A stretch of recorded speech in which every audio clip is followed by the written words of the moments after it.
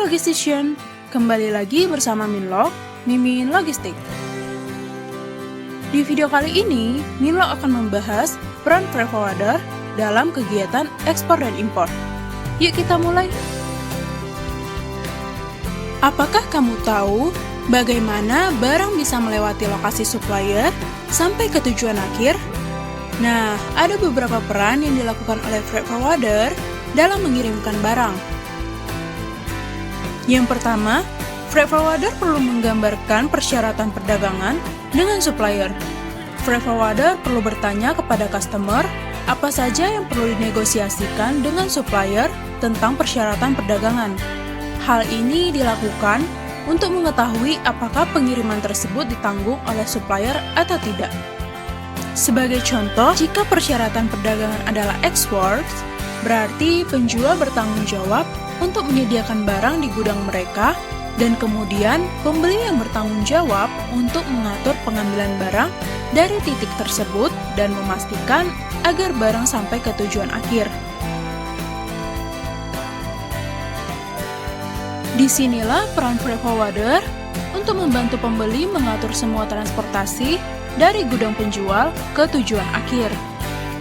Sedangkan Delivery Duty Paid atau DDP yaitu penjual yang menanggung seluruh proses transportasi sampai ke tujuan akhir beserta dengan bea cukainya. Peran freight forwarder dalam hal ini adalah membantu penjual mulai dari mengambil kargo sampai kepada pengiriman ke tujuan akhir. Yang kedua, freight forwarder memilih shipping type yang sesuai. Secara umum, ada dua metode transportasi barang secara internasional, yaitu melalui laut dan udara. Pengiriman udara memiliki biaya yang mencapai 2 hingga 5 kali lipat dari biaya pengiriman laut. Jadi, pengiriman udara hanya direkomendasikan jika barang yang dikirimkan memiliki tenggat waktu. Maka dari itu, sekitar 90% dari semua perdagangan di dunia melakukan pengiriman dengan kapal, karena biayanya paling terjangkau untuk mengangkut barang. Yang ketiga, freight forwarder perlu mengidentifikasi jenis pengiriman barang, yaitu bagaimana kargo tersebut akan dikirimkan. Pengiriman kargo bergantung pada volume dan beratnya. Dapat diidentifikasi menggunakan FCL atau full container load dan LCL atau less than container load. Kemudian untuk pengiriman laut dapat menggunakan RoRo atau roll on roll off dan LOLO, load on dan load off. Namun diperlukan perbandingan antara biaya pengiriman FCL dan LCL untuk melihat biaya yang paling efektif. Ketika akan bekerja sama dengan freight forwarder, eksportir atau importir perlu membuat checklist yang mencakup informasi pengiriman yang diperlukan untuk penawaran. Nah, terdapat 2 checklist yang harus dimiliki. Yang pertama, mencakup informasi yang sudah dibahas sebelumnya, yaitu ada trade term, shipping method, shipping type, detail kargo seperti volume, berat, dan deskripsi produk, ada pelabuhan asal dan tujuan akhir. Checklist yang kedua mencakup karakteristik freight forwarder seperti credential, customer service, mutual understanding, dan juga harga. Selanjutnya, freight forwarder membuat dokumen yang diperlukan.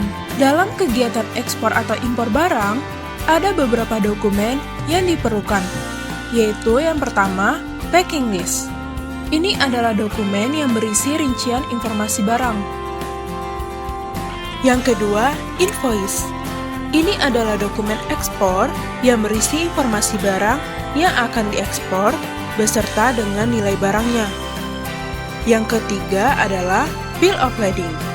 Ini merupakan dokumen pengapalan sebagai tanda terima muatan dan juga bukti adanya perjanjian pengangkutan laut. Yang keempat, Certificate Origin. Ini adalah dokumen yang berisi informasi asal barang dan menjelaskan bahwa barang tersebut adalah hasil produksi negara eksportir. Yang kelima, Airway Bill. Ini dokumen angkutan transportasi udara yang isinya adalah informasi tentang barang yang dikirim, seperti jenis barang, berat, nilai barang, dari mana asal barang tersebut, dan hendak kemana barang tersebut dikirimkan. Semua dokumen tersebut merupakan dokumen yang perlu disiapkan oleh freight forwarder. Terdapat juga dokumen yang harus disiapkan oleh eksportir atau importir. Yang pertama adalah Power of Attorney atau POA. Yang kedua, Shipping Instruction. Yang ketiga, Pemberitahuan Ekspor Barang atau PEB. Yang terakhir, Letter of Credit. Selanjutnya, Minlog akan membahas lingkup layanan freight forwarder. Yang pertama, freight forwarder atas nama consignor atau eksporter, sesuai dengan instruksi pengapalan, forwarder akan memilih rute, moda transportasi, dan carrier yang sesuai. Memesan ruang dengan carrier yang dipilih, mengambil barang dan mengeluarkan dokumen, mempelajari ketentuan letter of credit, dan semua peraturan yang berlaku di negara eksportir, negara transit, dan negara importir, serta menyiapkan semua dokumen yang diperlukan. Forwarder juga melakukan pengemasan barang dengan memperhatikan sifat barang dan ketentuan yang berlaku, memberitahu konsainer pada perlunya asuransi, dan mengatur asuransi barang jika diperlukan, mengangkut barang ke pelabuhan, mengatur bea cukai, mengirimkan barang ke carrier, memantau pergerakan barang sampai ke penerima barang melalui kontak dengan carrier dan agen forwarder di luar negeri. Sedangkan forwarder atas nama consignee atau importir, sesuai dengan instruksi pengapalan, forwarder akan memantau pergerakan barang, menerima dan memeriksa semua dokumen yang terkait dengan pergerakan barang, mengambil barang dari carrier, dan membayar biaya pengiriman, mengatur kepabeanan beserta dengan biayanya, mengatur pergudangan transit, mengirimkan barang kepada consignee, dan jika ada kehilangan atau kerusakan barang, freight forwarder dapat membantu consignee untuk menuntut klaim. Kemudian, bagaimana alur proses ekspor dan impor yang dilakukan freight forwarder? Alur proses ekspor dimulai dari shipper yang melakukan pemesanan dengan mengirimkan SLI atau Shipper's Letter of Instruction dan dokumen yang diperlukan lainnya. Kemudian, forwarder melakukan verifikasi SLI dan mengirim konfirmasi pesanan kepada shipper. Forwarder juga akan melakukan booking kepada carrier. Kemudian, carrier akan melakukan verifikasi dan merilis konfirmasi pesanan, dan forwarder akan menyampaikannya kepada shipper, serta mempersiapkan penanganan dan bea cukai ekspor apabila diminta oleh shipper atau agent. Forwarder akan menerbitkan draft house bill of lading kepada shipper, memverifikasi draft house bill of lading, dan menyiapkan pembayarannya kepada carrier. Shipper akan mengatur dan mengkonfirmasi draft house bill of lading dari forwarder, dan forwarder akan mengkonfirmasi draft master bill of lading dan mengatur pengumpulan MBL dari carrier.